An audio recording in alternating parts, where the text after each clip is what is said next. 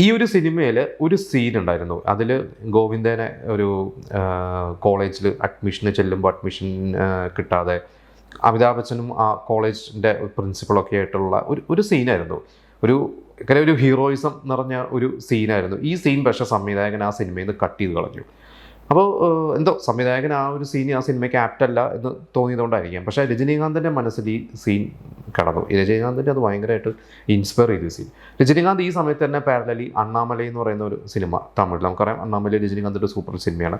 അണ്ണാമലയിൽ അഭിനയിച്ചുകൊണ്ടിരിക്കുകയാണ്. അപ്പോൾ അണ്ണാമലയുടെ സംവിധായകൻ സുരേഷ് കൃഷ്ണ, രജനീകാന്ത് സുരേഷ് കൃഷ്ണ കോമ്പോയിൽ കുറേ ഹിറ്റ് സിനിമകൾ വന്നിട്ടുണ്ട്.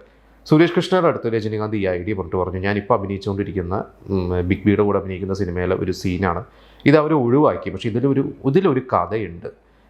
ഈ കഥ വെച്ചിട്ട് ഒരു സിനിമ നമുക്ക് ചെയ്യണം എന്ന് പറഞ്ഞ് സുരേഷ് കൃഷ്ണൻ്റെ മനസ്സിലത് കിടന്നു.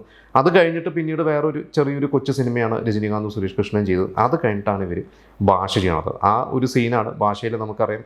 ഓട്ടോ ഡ്രൈവറായ രജനീകാന്ത് അനീതിക്ക് ഒരു ജോലിയുടെ ഒരു കാര്യത്തിന് ഒരു സ്ഥലത്ത് ചെല്ലുന്നതും അവിടെ വെച്ചിട്ട് രജനീകാന്ത് ഞാൻ ആരാണ് എന്ന് അറിയോ എന്ന് ചോദിച്ചൊരു ഭാഷ എന്ന് പറയുന്ന ഒരു രംഗം ഈ അവിടെ ഇരിക്കുന്ന ആൾ എഴുന്നേൽക്കുന്നതും ഭയങ്കര പേടിയും ബഹുമാനമൊക്കെ നിറഞ്ഞ് രജനീകാന്തിനോട് പെരുമാറുന്ന ഒരു സീൻ. ഈ ഒരു സീനാണ് ശരിക്കും ആ ഹമ്മെന്ന് ഒഴിവാക്കിയത്.